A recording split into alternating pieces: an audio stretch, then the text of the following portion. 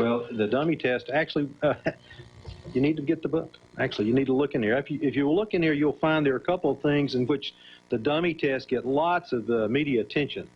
I have it tabbed, and I should be able to find it, but quite frankly, I'm sitting here and my knees are shaking. 26, sir. Page 26. Yes, explain those two things. Okay, there's the picture for that. But let me tell you that I don't know why they can't associate that time period. I'm sorry, I just don't have any information for that. All I know is what the Air Force did, and that if you overlay much of their claims and you look at the Air Force scientific research, you can see it's obvious that what we're talking about at Roswell, and I don't mean Roswell in 47 because that was Project Mogul. That was unmanned. I want to make that very clear. And that's the first report. But over that period of time, dummies were dropped all around there. And I think it's logical to assume that the people there saw Air Force ambulances come out, they saw gurneys come out, they saw body bags come out because the dummies were put into body bags to protect them. They saw people in pith helmets. They saw people in shorts out there brushing the bushes looking for the remnants of the balloons. And when you put all that stuff together and spin it, you find that it fits perfectly with many of the occurrences in Roswell during that era. They also said that these figures were much smaller stature than full-size adult figures. How do you reconcile that? I don't reconcile that. I just have no idea why they say that. Can you help us with when the dummies were first used? What year? 53. And how many, you say, numbers? Well, the actual balloon launchings were about 2,500. The actual number of dummies dropped were, it's actually in the book and it's very specific, but the number just escapes me. It's more than 300 or 400. Yes, sir. Why did they make it, the design resemble to flying saucer? It makes it very suspicious. The flying saucer. Now, you were talking about in the video. That's also in here, I might add, and you saw it in the video. Some of the, and you're looking at payloads. What they were doing is they wanted to recover these payloads, and so they were testing the parachutes. And I totally agree. If I saw something like that, I'm riding along out there near Rio del Sol, and I'm wandering out in the desert, and I see this funny-looking dish out there. I might want to poke around at it, but quite frankly, this is probably what it was. Using the word probably, and you say case closed. Those two don't jive. Yeah, How do you reconcile that? Okay, let me say, from the Air Force perspective, that's exactly what it was. So does the Air Force And I don't mean to be rude about that. I want you to understand we are very, very proud of this report.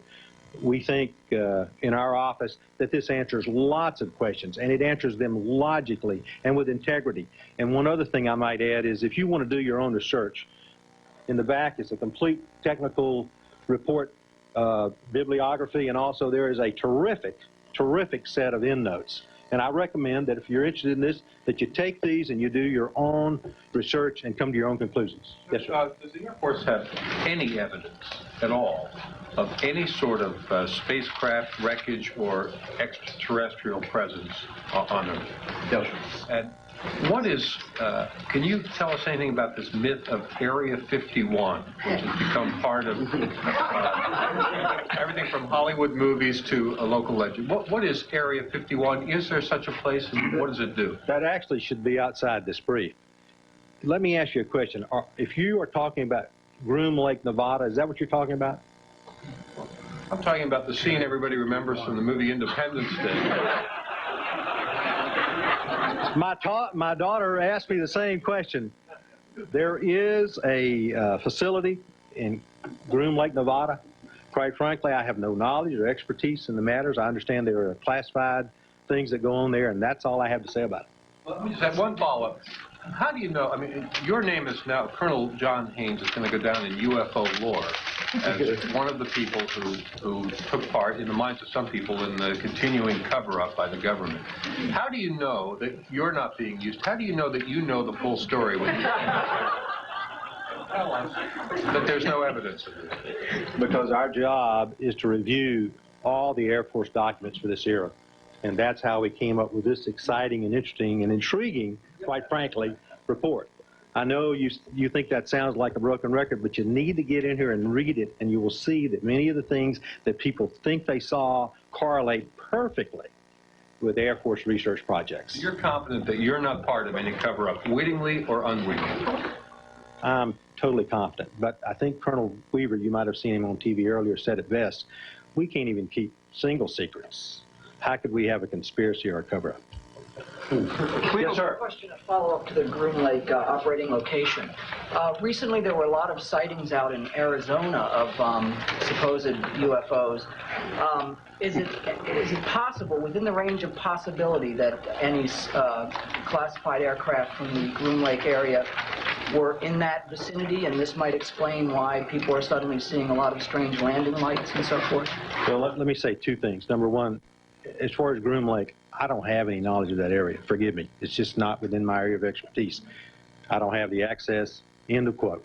Secondly, if you're interested in the Arizona question, I suggest that you contact the local authorities in Arizona and see what they have to say, because the Air Force no longer does any investigation of UFOs. Yes, sir. Let's go back to that so-called Area 51, because in people's minds, when you say I can't talk about it because it's classified, conjures up, oh, there it is. There's the cover-up. Can you give us any hint, without violating any sense of a confidential nature, what kinds of things might be happening? Sir, I cannot. Forgive me. I just do not know. Is there anyone in the Air Force that can? I'm going to have to defer that to public affairs. It's outside of my area of expertise. Forgive me, but it's just outside of my area of expertise. Rule out that Area 51 is only human-made equipment and intelligence. Is that, do we call that leading the witness? Is that what we're, I'm sorry, I just don't know. Forgive me. It's just not an area that I have knowledge. Yes, ma'am.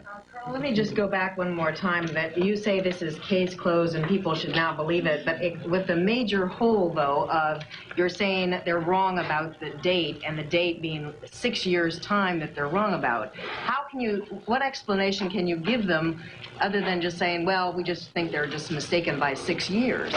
Well, I have no other explanation. I'm sorry. I have no other explanation. I'm looking at the facts as we have studied them, and I have no other explanation on that but what I've already given. But how would Yes, that sir. make it case closed? Because we've reviewed all the relevant information, and we have finished this, and we're not going to revisit it. And in fact, it's all unclassified. You have an opportunity on your own behalf. I recommend you get the report, start digging in, get on the web, see what you can find out. Pentagon didn't think that it was necessary to respond now to this. Why did you have to come up with this report? Well, we actually came up with the report because this is intriguing and fascinating research. You may have noticed this is also the 50th anniversary of the United States Air Force. You may have also concluded that we have been talking about other things about space and things of that nature, and this high-altitude balloon research is quite fascinating. But it was left in the dust. It's something we uncovered, and it's just kind of left in the dust of the space program. It wasn't romantic. Now you have men going up on the end of rockets, and here are guys jumping out of balloons. Kittinger, I believe, broke the speed of sound jumping out of that balloon. Can you imagine that? I mean, I can't imagine it. Yes, sir. Is it possible that the Air Force could have missed something in its investigation? In other words, is it possible that there are unidentified flying objects, that there are extraterrestrial visits, and the Air Force simply has not found it or been able to detect it? We have researched the Air Force projects and the Air Force information for these year groups.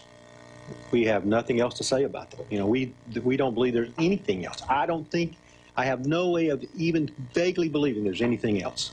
I promised a gentleman right back here a question, sir, yes, sir. Well, about 50 years ago today, a Air Force pilot spied a big array of saucers supposedly flying over Washington State. That may have started all this.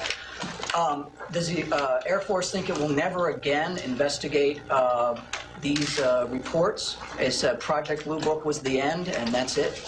You know, I don't ever want to speak for the Air Force about never again, but it's my opinion that they will not. Yes, sir. Sir, from just a cursory examination of the report, it would appear that the Air Force compiled this information at the request of the GAO, at the request of the New Mexico congressperson, if I'm correct. Now, that was report one, sir. But even given then, even at that time, why then didn't the Air Force provide these very readily explanations for UFO activity when these questions first started being surfaced?